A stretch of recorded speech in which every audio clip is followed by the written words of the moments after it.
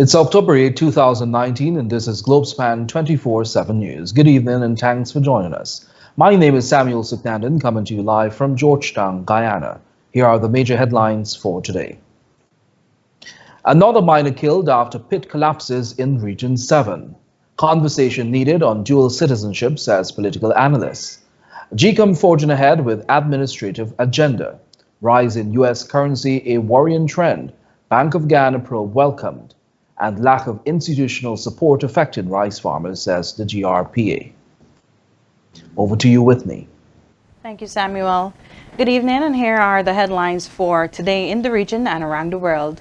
Guyana's economy will rank among mega oil producers by 2025. Venezuela forced to give crude to Cuba, a solution to keep the oil wells pumping. A man allegedly shot in the head over $300 in Princestown, Trinidad. And the U.S. blacklists Chinese entities amid trade war. Join me in just a little while for these stories and more. Let's join Kingsley Bryan at the sports desk for more news and a taste of what's happening in the exciting world of the Caribbean Premier League. Over to you, Kingsley. Thanks, Whitney. Well, we'll tell you first and foremost that the Ramdanis had an impressive showing at Alberta tournament. But in CPL news, the Hero CPL and Tap and Play have created a collectible digicard system.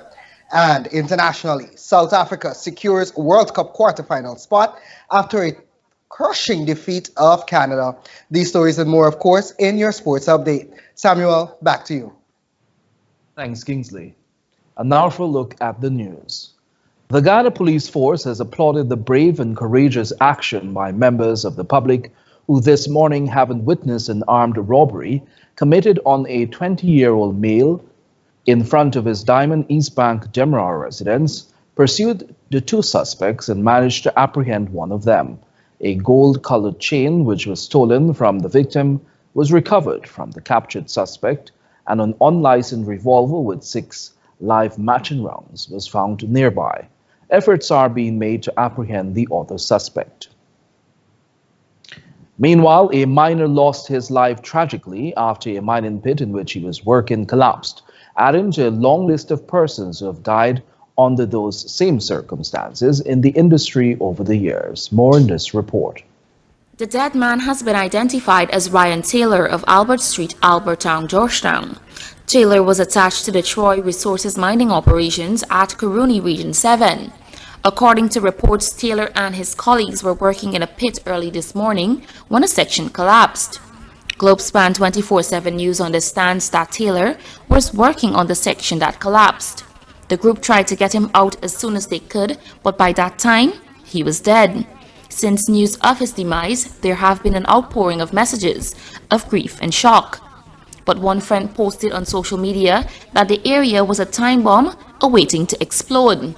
The friend of the deceased went on to state that the environment was one of the most unsafe places. They always complained of not making targets and chased the goal without seriously considering the safety of locals, the friend added. Natural Resources Minister Raphael Trotman and staff has since expressed their sincerest condolences to the relatives and friends of Taylor.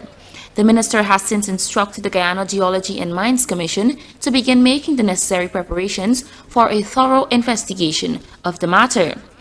A report is to be compiled and submitted upon completion. In the interim, all work in the area of construction has been ordered ceased, pending the investigations. The ministry continues to urge miners and companies to exercise extreme care when carrying out these operations. The ministry further urges all involved in the sector to always be in compliance to evade any risks and fatalities as the above.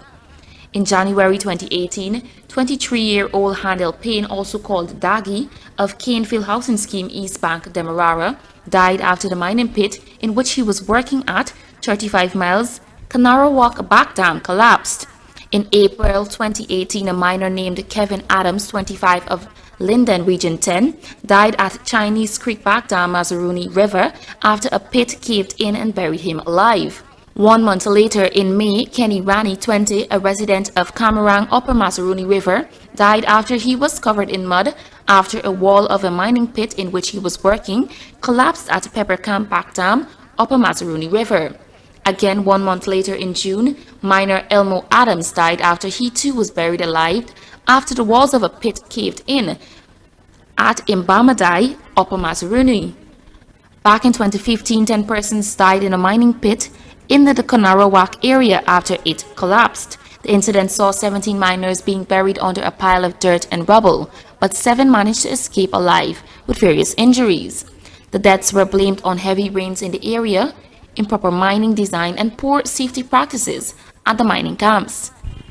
For Globespan 24x7 News, Shikima Day.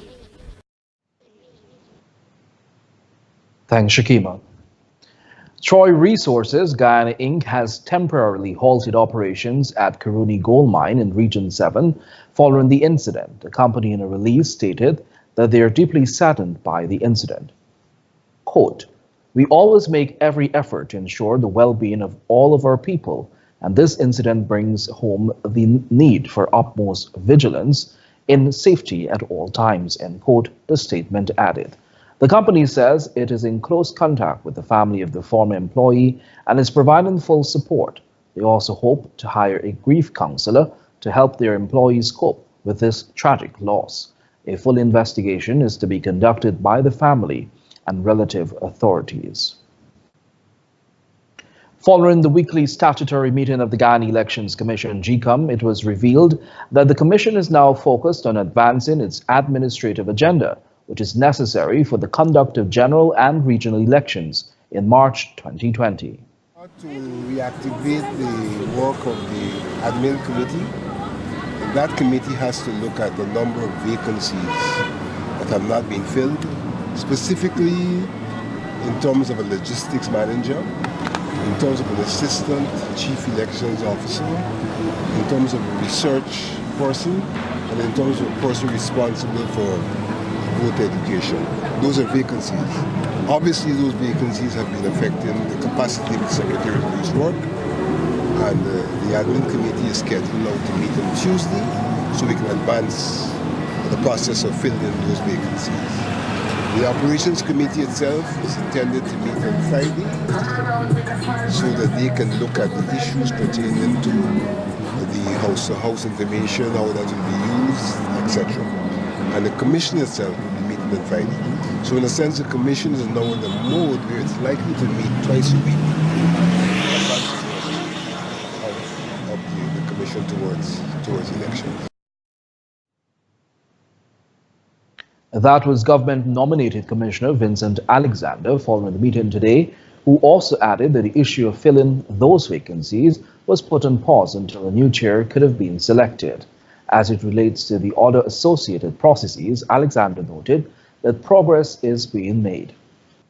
Well, encoding is ongoing. All of the transactions have gone past stage 1 of the encoding process. All of the transactions. Claims and objections are ongoing. Basically, they're ongoing, and that's for part of the period, and we'll vote about that.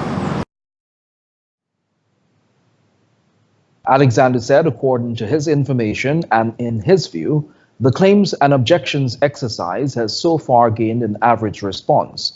Meanwhile, opposition-appointed Commissioner Says Gunraj, on the other hand, detailed that as a body, they are still awaiting more information on the various key processes.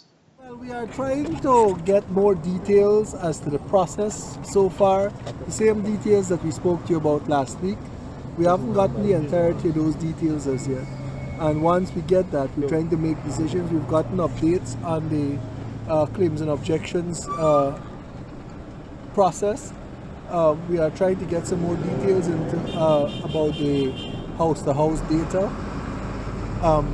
We understand that some of the prints have been sent off for cross-matching, so we are waiting for details of that as well.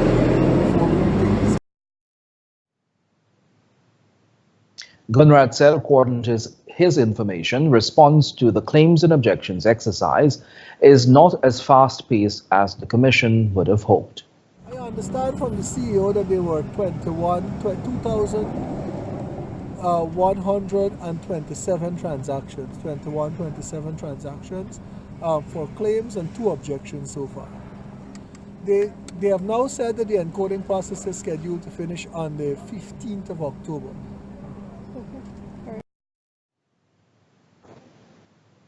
Gunraj concluded that the process is ongoing and noted that satisfaction on the outcome of individual cases may not be the best goal to have at this point. And in other news, the Central Bank of Guyana has indicated that a probe will be launched to ascertain the reasons why the U.S. currency skyrocketed to a whopping $230 at the weekend.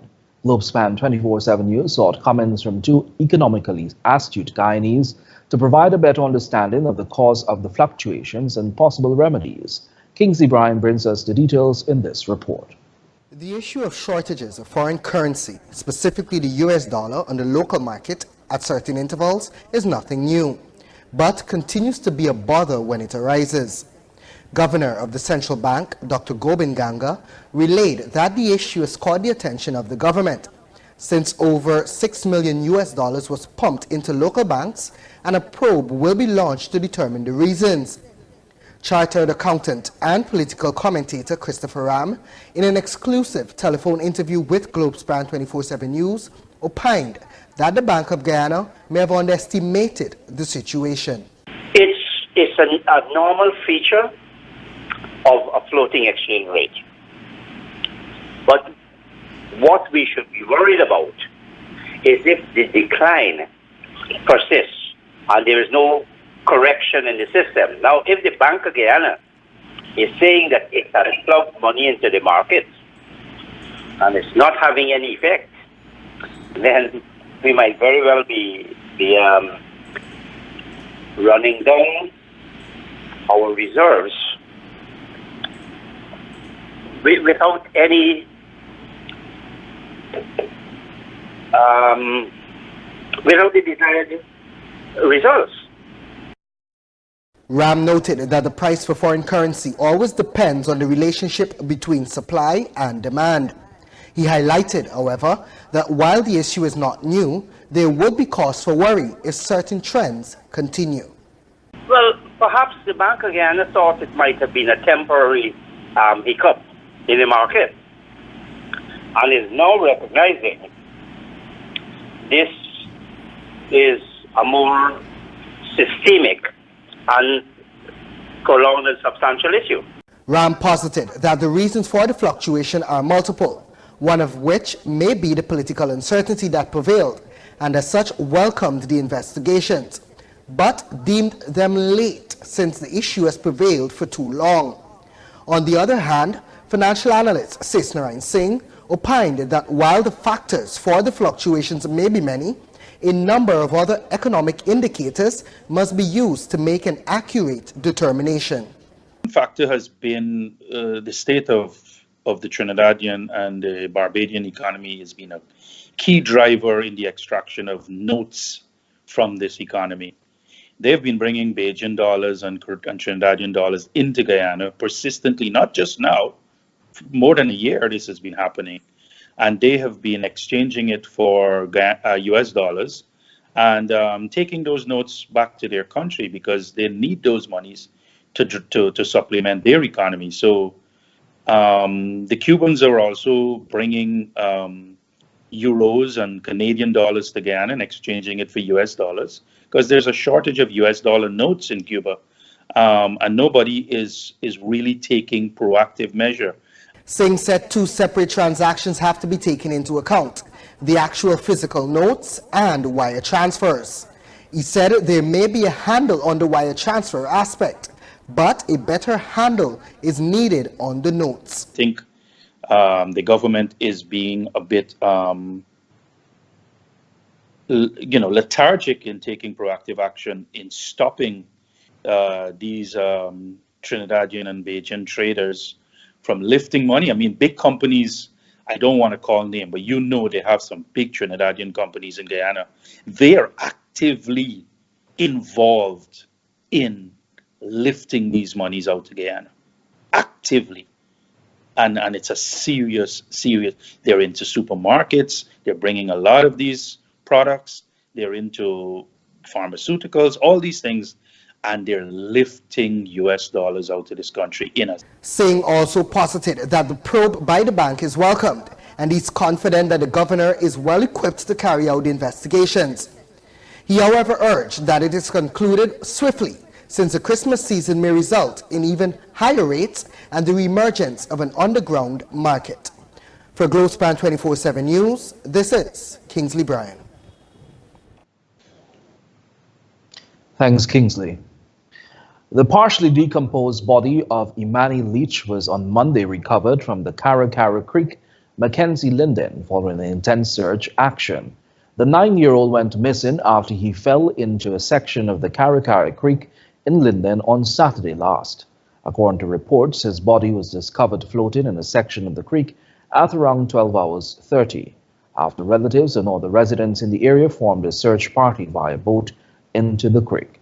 Police were called to the scene and the child's body was removed and taken to a nearby funeral home. It was reported that Leach on Saturday was sitting on a wooden bridge at the creek with his mother and other relatives when he slipped and fell into the water. His aunt reportedly grabbed his hand, but this resulted in both of them falling.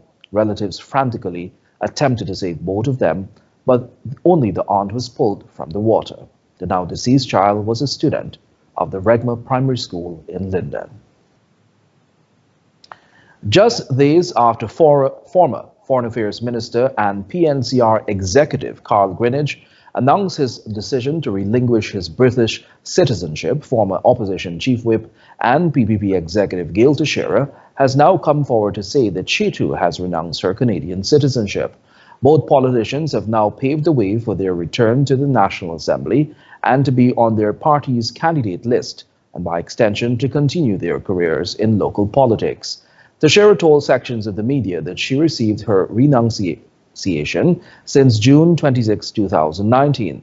Greenidge, on the other hand, announced on Saturday last that his British citizenship has been officially renounced, paving the way for him to continue his political career. Given this recent move, Globespan 24x7 News sought the opinions of two local analysts. Dr. Henry Jeffrey told this newscast in an exclusive interview that he feels that Greenidge made the right move. He wants to remain in politics in Guyana, and that's a legal requirement, and I think that he has done the right thing. On the other hand, I think we need to have a national discourse on whether one should not be able to be a citizen of another country and be a parliamentarian in Guyana. That discourse has not really taken place. What has occurred is that we have had some kind of a discussion during a very emotional period. Remember the old Charandas thing? Yes, yes. What I think we need to do is to sit down and see, think this out very clearly, because my own feeling is that people should be allowed to be in parliament even if they are dual citizens. I mean, some of the biggest companies in the world are run by other nationals, and there are things that you can put in place to prevent any untoward behavior you might believe that such people will have or have a tendency to do. So I think we need a national discourse. He had to do it. It's good that he do it. He's a contributor to national development, and I see it as fine. Meanwhile, political commentator Christopher Ram told Globespan 24x7 News that the move could be seen as one that shows the political ambitions of those who have relinquished their dual citizenships. Well, all they've done is brought themselves in line with the Constitution. That's all they've done. It may be that they're very comfortable just being Guyanese only, or it may be that they want to get back into Parliament. Teixeira was among 7 members of Parliament, 3 opposition and 4 government who had to resign from the National Assembly and as ministers because of their dual citizenship status, after a court ruling confirmed that dual citizens could not hold those positions. The issue of dual citizenship arose late last year when former coalition member of Parliament Charandas Prasad, who also held a second citizenship, voted with the opposition to pass a no-confidence motion against government. Along with Greenidge, former Minister of State Joseph Harmon, former Business Minister Dominic Gaskin, and former Public Service Minister Dr. Rupert Roopnarine also resigned. With the exception of Gaskin, who is born Briton, The others had indicated the intention to renounce their second citizenship.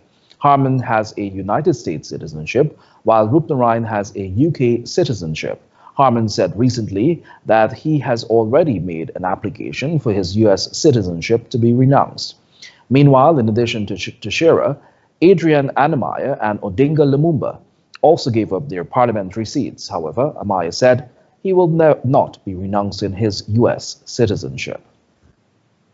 Remember to like our Facebook page and subscribe to our YouTube channel for the latest news in Guyana, the Caribbean, and around the world. Join us after these messages for more news with Shakima Day.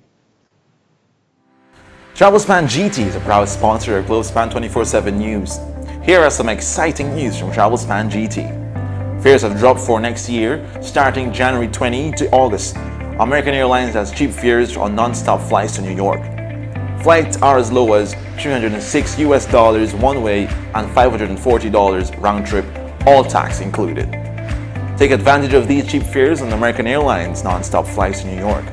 Globespan has also cheap fares to Miami, Toronto, Canada, and the Caribbean. Call Globespan GT in Georgetown at 227-1701, that's 227-1701, or in Rose Hall call 337-4298, and New Amsterdam at 333-6230. That call Globespan GT in Georgetown at 227-1701, that's 227-1701, or in Rose Hall, call 337-4287. And in New Amsterdam at 333-6230. Welcome back and thanks. And now for more news. Following repeated requests for interventions by the Minister of Natural Resources, Raphael Trotman, for relief to miners, the Ministry of Natural Resources has directed the Guyana Geology and Mines Commission to grant a final amnesty for miners who are in arrears in terms of payment of rental for medium-scale properties. The amnesty period will be facilitated through the GGMC. The granted grace period commences on October 1, 2019 and ends on December 31, 2019, a total of 92 days.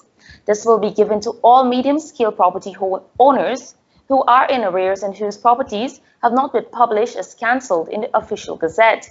With the period given, the penalty occurred on such areas will attract a waiver of 50%. It is important to note that the grace period will not be extended, and all property holders who do not avail themselves to this offer will have their properties cancelled. As such, all medium-scale property owners are advised to utilize the opportunity to make all outstanding payments of rentals prior to the deadline. Meanwhile, Guyana's standing as an agricultural nation should never be compromised given our historical dependence on that sector. One of the major crops that contribute largely to our gross domestic product is rice, and that sector has been a consistent backbone of the Guyanese economy. While this may be so, General Secretary of the Rice Producers Association said the necessary agricultural institutions are failing the country's rice farmers. In this regard, he lamented that the RPA was forced to seek alternative route for the redress. That it doesn't make sense for a country like Guyana to tax the agriculture sector when our farmers have to compete with countries and farmers that are providing subsidies to their agriculture sector. CRAJ further detailed that the Guyana Rice Development Board is not the only agency which has been slothful in handling its remit. The RPA itself has limitations as it relates to providing services itself. You know, we mostly do representation. We used to provide an extension services which was paid for by the Guyana Rice Development Board, and they stopped paying for that service in May of 2015, and we continued to provide that service till up to December 2016. But they have not paid for it, and this is service that was provided. And so now we have been forced to take the GRDB to court for payment for services provided along the lines of extension to farmers. And I think the industry has suffered because of our withdrawal of our services, and farmers don't have any confidence in the extension service that is being provided. And there is that critical link between the farmers themselves and institutions.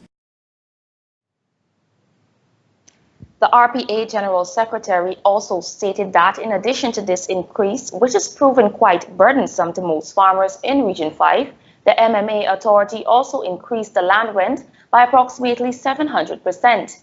Siraj maintained that the reasons given for this was not substantive.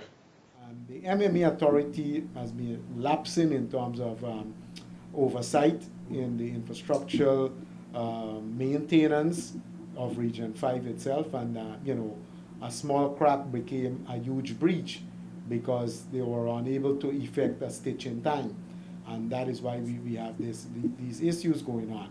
Tomorrow, the MMA is taking farmers to court for payment of DNI charges, and they have failed to provide the services.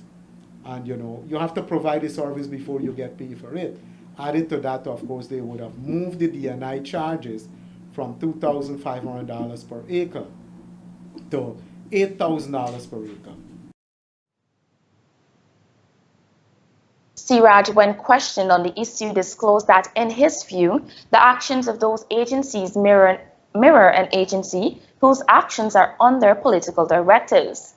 It was a political move, and I fail to see why they would have linked that. As General Secretary of the Rice Producers Association, I interact with all farmers, and they have people on our General Council that are from both sides of the political divide. So we are as apolitical as possible within the Guyanese context, and we don't mix that. And up to then, like I said, we continue to provide a service, notwithstanding not getting paid. We submit our invoices, and we hope that that the government would have seen the wisdom of engaging a farmers organization that was established since 1946, and to continue to assist us in providing a service to the agriculture sector that is second to none in the Caribbean. Globespan 24x7 News, in an attempt to further clarify the court's challenge by the RPA against the GRDB's decision, solicited a comment from the General Manager of the Guyana Rice Development Board, Nizam Hassan, who posited it would not be wise to pronounce on a matter that is currently engaging the courts. We'll tell you now that Terence Marjorie, also called Throwback, will spend the next 12 years in prison for the 2016 murder of his bedridden mother at their Mycone home. The man appeared before Justice Joanne Barlow on Monday to be sentenced for murder, but instead he pled to the lesser count of manslaughter. Marjorie confessed to the gruesome killing of his mother, Cecilia Marjorie, between April 18 and 21, 2016 at their Good Faith Mycone home. He was sentenced to 21 years in prison and was ordered to take anger management classes along with alcohol and drug abuse classes. The state's case, presented by prosecutor Sarah Martin, revealed that Marjorie was the sole caretaker of his bedridden mother. They both lived together at the said address. On April 18, 2016, the accused hit his mother on the head with a piece of wood, causing her to become unconscious. He attempted to revive her, bathed her, even tried feeding her, but to no avail. He then changed her pampers and placed her on a piece of cardboard to rest. A witness on the same day heard Marjorie verbally abuse his mother. They then heard a loud groaning noise from the woman. She was later discovered wrapped up in a netting on her bed. Police received a tip and ventured to the home. When they arrived to check on the woman, Marjorie simply said she was sleeping. He later confessed on April 22 to the crime. Meanwhile, PAHO WHO representative Dr. William Adukro has announced that Guyana has been free of the yellow fever disease since the year 1968, a feat that has been possible due to stringent efforts by key health officials in Guyana's government and international bodies. More in this report. Yellow fever continues to be a major public health problem in the Americas. Despite vaccination in endemic areas, sporadic cases and outbreaks continue to occur. The cycle involves the circulation of the yellow fever virus among non-human primates and mosquitoes that live in trees in tropical rainforests. In light of this, the Pan American Health Organization PAHO organized a 4-day workshop, which commenced earlier this morning, aimed to structure a system and capacity building for the surveillance of non-human primates and applied entomology of yellow fever in Guyana. Dr. William Adukro, PAHO's Guyana representative, in his address to the participants, stated that the World Health Organization strategy for the elimination of yellow fever is a global one for the optimized control of the disease. The strategic objective of the elimination is to protect populations at risk, prevent international spread, and contain outbreaks quickly. For this, it is recommended: 1. Introduction of the yellow fever vaccine in the National Vaccination Scheme for children in endemic countries achieving high vaccination coverage. National vaccination campaigns for the population residing in risk areas and updating campaigns in susceptible geographical areas according to age groups and specific subpopulations. According to Dr. Adukro, it is considered a positive to note that Guyana has been yellow fever free since 1968. But, he said, we need to work to keep that standard. In 2019, 3 countries in the region of the Americas, Bolivia, Brazil, and Peru, reported confirmed yellow fever cases occurring between December 2018 and February 2019. In 2018, there were 5 countries and territories in the region of the Americas that reported confirmed cases of yellow fever: Bolivia, Brazil, Colombia, French Guyana, and Peru. Guyana borders especially... Since Guyana shares borders with these countries, Dr. Crow said Guyana should be on the alert. Meanwhile, Deputy CEO of the Guyana Livestock Development Authority, Dwight Waldron, pointed out that the workshop was timely since Guyana is venturing into the oil business. He noted that with oil comes several health challenges. Guyana is becoming an important hub in this part of the world. We heard about flights next year from Ghana and other countries that would be coming directly to Chedijagan International Airport. I think that by itself should tell us what we should expect moving forward. From the GLDA standpoint, we are going to continue to work to ensure that all zoonotic diseases, our One Health program, we're going to continue to ensure that they're fully funded as much as we can, so as to ensure that we can allow the Guyanese population, those expats, persons visiting, to be comfortable. The objective of the non-human primate surveillance mechanism is to prevent the occurrence of human cases through a thorough investigation of epizootics and investigations of the presence of the yellow fever virus in non-human primates and in vectors. For Globespan 24x7 News, Shikima Day. As Fire Prevention Week 2019 gets underway, Fire Chief Marlon Gentle announced that the Guyana Fire Service has seen a spike in outdoor fires, bringing with them a number of environmental health risks. More in this report. Fire Chief Marlon Gentle announced that with the focus being placed on environmental safety this year, citizens are warned against starting outdoor fires, since the Guyana Fire Service has seen a significant increase. While we have been seeing an increase in fire calls, we are also seeing an increase in fires involving outdoor type activities. Moreover, on the people using fires to do land clearing and these kind of factors which impact also on lives, because it has a health side effect, it has environmental side effect. It also has an effect on traffic and people's daily lives. According to the fire chief, Guyanese need to be more conscious of the environment when dealing with fires, since climate change is a big issue. To this end, the fire chief said that they will be conducting several sensitization outreaches in schools, businesses, and government ministries and agencies. The aim, he said, is to reiterate the importance of fire safety. Trying to re-energize that whole thought of fire safety, because as you would know, fire safety starts with a person, every one of us, and what we do and how we go about doing our daily activities. That also has an impact on how safe we operate and how safe we are. We, as members of the fire service, while we would want to be that person who is leading this kind of a charge, so to speak, in fire safety, we'd like also to know, the public to know, that they have also a very important role, because it starts with them. While we would like to be in everyone's homes or place of work on a daily basis, we cannot. So we have to depend on them also to exercise that caution, exercise that risk elimination and everything else that will cause their environment to be safer, and also the reduction of fires in the environment.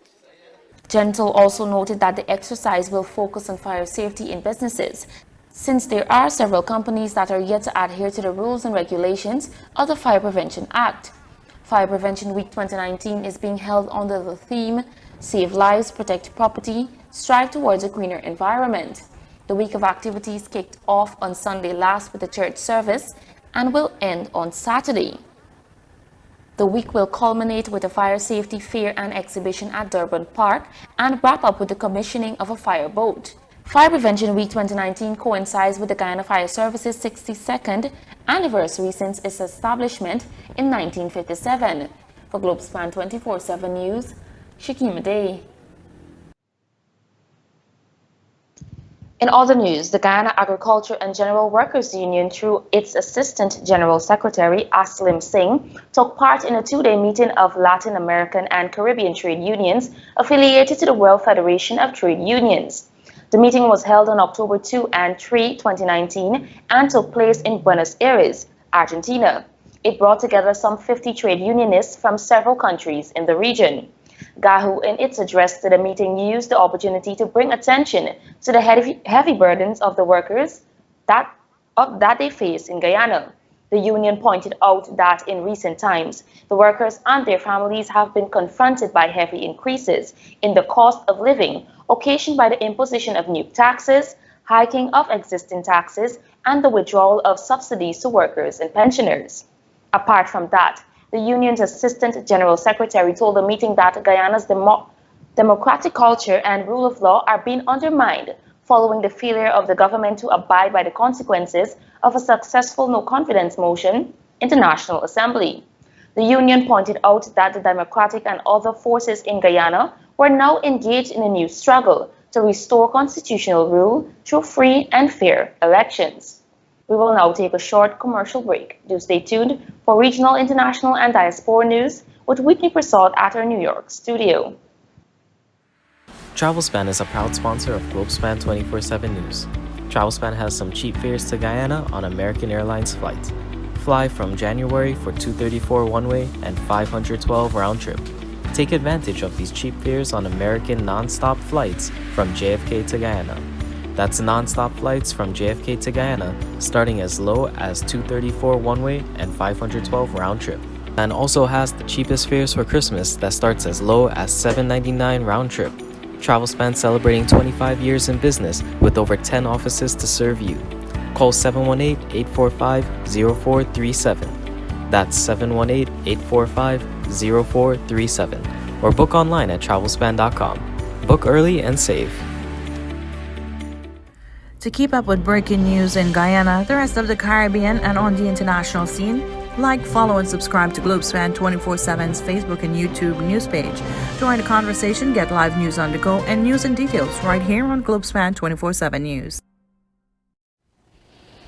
Thanks for staying with us. Thank you, Shakima. Now for a look at news in the region. With Guyana's oil production rapidly growing, the country's economy is set to rank among the mega oil producers of the world, paving the way for major changes as it relates to economic overview by the year 2025. Economists believe that oil extraction will be dependent on how far into the future Guyana will be producing oil and how well revenue will be managed during the peak of oil production in Guyana. There is no question. The issue of sustainability, I think everybody, the public is well aware that the volume of oil that is being discovered in Guyana is enormous. I mean, I'm reading articles on the news, on global news networks that puts Guyana in the ranks of some of the biggest mega producers in the world. So clearly there's a lot of oil. Now, as to whether or how we decide to extract and the rate at which we will extract that oil clearly will depend on how many years out into the future we remain an oil producer. And that, again, no one knows exactly what that number is. How and what this would mean for Guyanese consumers is an entirely separate question. Producing the oil, like I said before, this oil would be produced and made available on the world. According to the U.S.-based financial analyst Danraj Singh, Based on government's decision, Guyanese will either benefit from cheaper oil locally to operate machinery and other consumption purposes, as is the case with most oil-producing nations, or government may decide to subsidize the revenue for oil, trickling it down to the ordinary man. The Nicolas Maduro regime has decided to give away crude to Cuba as a seemingly counterintuitive solution to keep the wells pumping in the country, as the oil economy faces the risk of losing production capacity and selling to international markets owing to the U.S. sanctions in the Havana's windfall. Washington's sanctions have led the country to lose clients, forcing the state-run company to store crude, but tanks are now full, and given the risky choice of stopping production, the regime is choosing to send more oil to Cuba, even though that does not provide any hard currency the state offers. The Caribbean island, which for years benefited from billions of dollars in oil provided yearly by Venezuela, began to suffer fuel shortages after Caracas began cutting down its aid from 120,000 barrels per day as it peaked to less than 50,000 by early this year. Venezuela faces serious production problems that cut output to 1 million barrels per day from a peak of 3.3 million barrels. And a man has reportedly died after he was shot in the head on Sunday following an altercation which he got into over 300 Trinidad and Tobago dollars. Relatives of Christopher Springy Moore said the gunshots were heard at about 5 p.m. on Perry Young Road, Indian Walk on Sunday. When residents checked, Moore was found dead with a gunshot wound to his head. According to reports, Moore had gotten into an altercation with a man at a bar the night before over the $300 which was owed to him, and he confronted the man about the money. Subsequent to the confrontation, an altercation ensued and gunshots were heard. When residents checked, Moore was dead, the men escaped, and an investigation has been launched. A high-level conference in Peru was told that illegal wildlife trade is increasing in the Americas. The conference heard that after drugs, guns, and human trafficking, wildlife trafficking is the world's most lucrative organized crime, with an annual value of about $20 billion each year. This is according to a 2016 report by Interpol and the UN Environment Program. As the world's most biodiversified continent, Latin America is a hub for criminal trade. Wildlife trafficking is increasing in most countries in the region. Interpol's head of forest crime, Salvador Ortiga, said whether it is trade in live wildlife or dead animals and their parts, the countries from which they originate need to take the crime more seriously. He emphasized that they need to understand that they are part of a supply chain for a transnational criminal organization. The 27 mostly Latin American and Caribbean countries at the conference agreed to share intelligence and enforcement and take the crime more seriously. About 50 police officers have been taken hostage, and indigenous groups have blocked roads and highways as protesters against the state's neoliberal economic policies continues in Ecuador. Radicals have been on the forefront of the struggle against IMF-imposed reforms and against the police state that is attempting to enforce these reforms with brutality. Protests began when Ecuador's corrupt president announced the end of fuel subsidies. Hundreds were arrested, dozens of police officers hurt, several police cars destroyed, and a local government building was attacked. Ecuador's government has agreed to cut public spending as part of a loan deal with the International Monetary Fund, IMF. The agreement signed in March allows Ecuador to borrow $4.2 billion. The Department of Commerce has announced 28 Chinese company to its entity list, a trade-in blacklist which forced U.S. companies to seek government permission before they can do business with any firms listed on it. The department cited human rights violations as its reasons for banning the 28 companies. Specifically, these entities have been implicated in human rights violations and abuse in the implementation of China's campaign of repression, mass arbitrary detention, and high technology surveillance. The ban will cut the companies off from potentially crucial American suppliers and marks a fresh escalation in the ongoing geopolitical spat, even as officials prepare to sit down to resume talks next week. 2 weeks before October 21st elections, Canada's 6 party leaders took the stage at the National History Museum in Quebec on Monday night, with only one official English language debate scheduled. Scheer and Trudeau went back and forth, and the debate mostly saw Trudeau defending his record from just about everyone else on stage. Meanwhile, the NDP's Jagmeet Singh took advantage of Scheer-Trudeau's scuffles by getting in a few well-timed chirps about how much the two bickered. It worked a few times, and Singh may have again distinguished himself for the positive message in this campaign that may help him go into the 2023 election.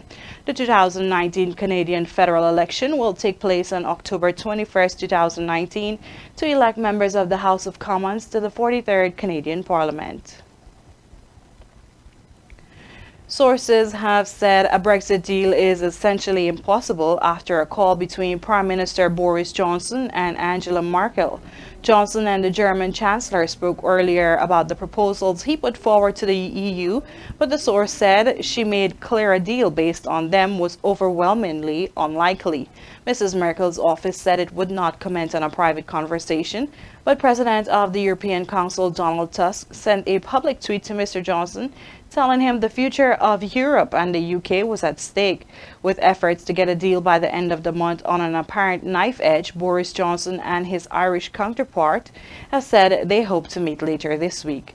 The President of the European Parliament said there had been no progress and MEPs would not agree to a compromise deal at any price. Students across Bangladesh are protesting after an undergraduate was beaten to death at one of the country's most prestigious universities. The body of Abrar Fahad, 21, was found in a dormitory days after he posted comments criticizing the government. Several students of the student wing of the governing Awami League have been detained in connection with the death. The killing has shocked Bangladesh and shone a light on the culture of violence in public universities. The government has promised to bring those responsible for his death to justice. His body was found on Sunday at the Bangladesh University of Engineering and Technology in the capital, Dhaka.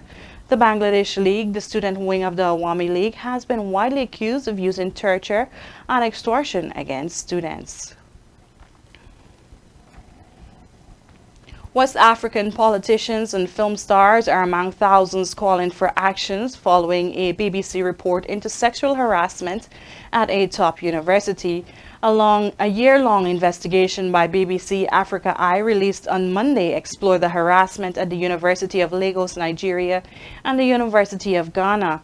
The film showed lecturers propositioning undercover journalists. 3 of the men featured, 2 in Ghana and 1 in Nigeria, have now been suspended pending the investigations.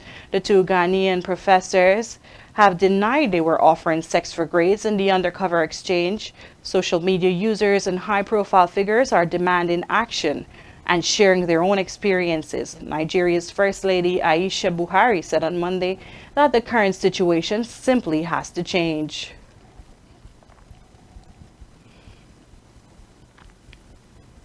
Productivity in the UK fell at its fastest annual pace in 5 years in the April to June quarter, according to the Office for National Statistics. The figure measured by output per hour fell by 0.5% after 2 previous quarters of zero growth. Both services and manufacturing saw a fall from April to June, the ONS said. It added this sustained period of decline in labor productivity represents a continuation of the UK's productivity puzzle.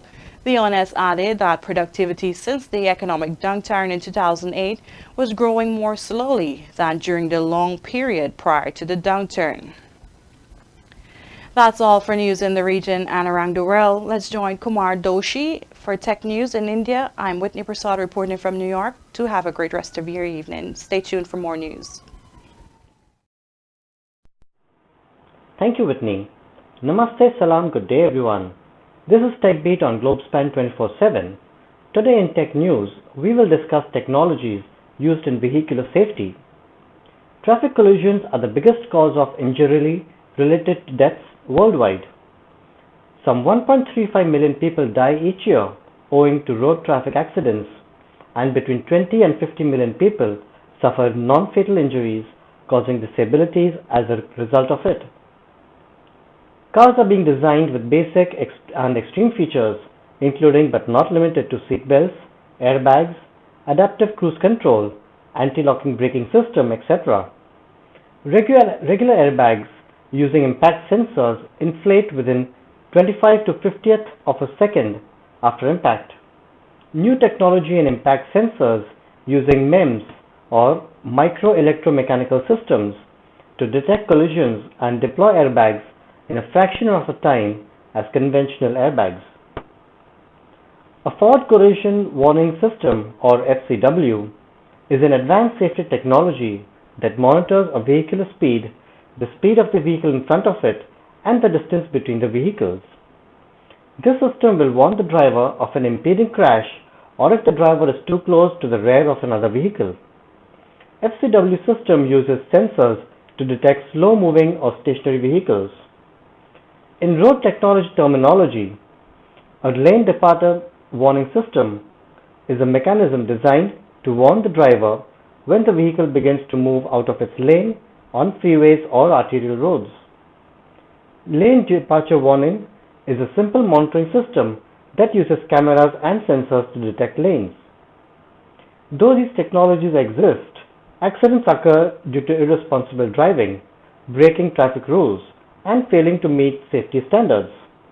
It cannot be stressed enough how important it is to keep the roadways safe and stay alive. That wraps up for the Tech Beat for today.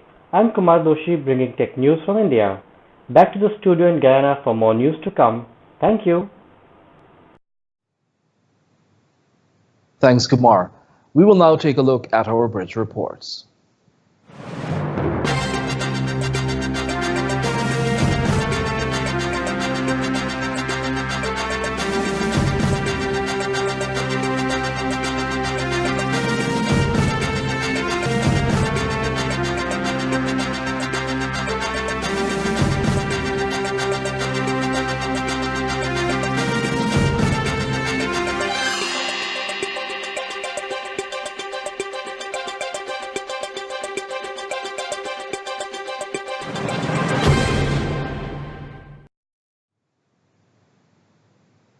And we'll now shift our attention to what's happening in the world of sport with Kingsley Bryan.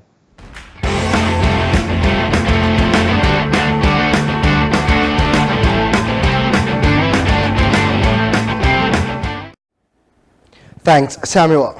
Here's a look at what's happening in the sporting arena. We'll tell you that the Ramdanis had an impressive showing at an Alberta tournament. A statement from the Guyana Badminton Association has noted that Narayan and Priyana Ramdani excelled at the Yonex Alberta Series No. 1 tournament held at the Sunridge Badminton Centre in Calgary, Alberta, Canada, between October 4 to 5, 2019. The duo won the mixed doubles C flight, and Priyana won the women's singles and doubles B flight. The statement also noted that the performances of the duo is extremely great, especially as they are up against some of the top competitors in the No. 1 ranked Pan Am country. In the semi-finals, the duo Narayan Ramdani and Priya Ramdani defeated Arkelanjo Kuano and Archal Uano 21-17 and 21-15. And in the finals, Narayan Ramdani and Priyana Ramdani defeated Viro Hang and Ivy Hung 21-12 and 21-15 respectively. In the finals of the women's double B flight, Priyana Ramdani and Mary Smith defeated Carol Fu and Jessica Long 21-14 and 21-13 respectively in that match. And turn our attention now to CPL news. We'll tell you that the Hero CPL and Tap and Play have created a collectible digicard. The Hero Caribbean Premier League and Tap and Play are working together to bring fans the chance to collect Hero CPL digicards. These cards can now be downloaded using the Tap and Play app, where they can be saved and traded. Fans using the app can unlock special achievements, and the CPL progresses towards the knockout stages. Fans can play games to win in-game coins to unlock cards, or they can buy whole sets through the app. These collectible digicards have been available for the ICC Cricket World Cup and the Big Bash in Australia. Chris Watson, Hero CPL's head of marketing, said they are always looking for innovative and engaging ways for fans to get more involved in the tournament, and these tap-and-play cards are a perfect example. Neil Armstrong, the managing director of Tap and Play, noted that trading cards have entertained sporting fans for decades, and Tap and Play are really excited to work with the CPL to introduce fans to the new world of digital trading cards through the Tap and Play app. Fans can collect all the cards of their favorite players and teams and the special cards that are released to celebrate the milestones throughout the tournament. To download the Tap and Play app for iOS devices, you're advised to go to bit.ly/howzatiTunes. I repeat, bit.ly/howzatiTunes. And for Android devices, it's bit.ly/howzatGooglePlay. Repeat, bit.ly/howzatGooglePlay. And turning our attention to international news, Andy Murray is expected to make an exciting Grand Slam return. We'll tell you that former world number one Andy Murray will make his Grand Slam singles return following a career-saving hip surgery at the Australian Open in January. And that is according to tournament director Craig Tilley, who told an Australian radio station Triple M. Murray underwent a second procedure on his hip in January this year, after admitting in a tearful news conference at the Australian Open that he had been playing in considerable pain for some time and was considering retirement. The three-time Grand Slam champion, once considered part of tennis's Big Four, alongside Roger Federer, Rafael Nadal, and Novak Djokovic, returned to the professional circuit in June, initially only competing in doubles. At last week's China Open, the Scot ranked world number 289 and reached his first ATP Tour singles quarterfinal for more than a year, losing to eventual tournament champion Dominic Thiem. On Tuesday, Murray faces Italy's Fabio Fognini in the second round of the Shanghai Masters after beating Juan Ignacio Londero to record his first Masters 1000th victory in more than 2 years.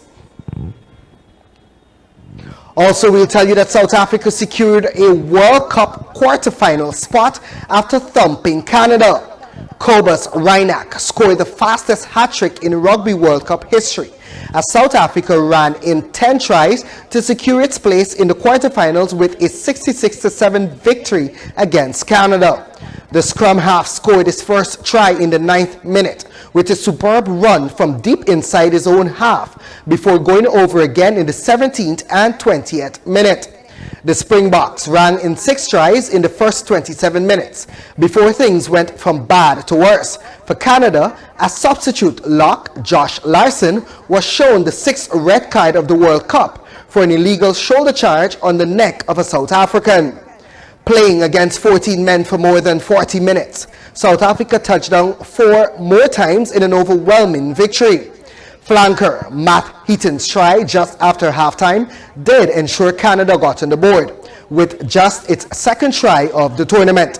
Since losing its opening game of the World Cup to New Zealand, South Africa has beaten Namibia and Italy, meaning it needed a bonus point victory for scoring 4 or more tries to secure its place in the knockout stages.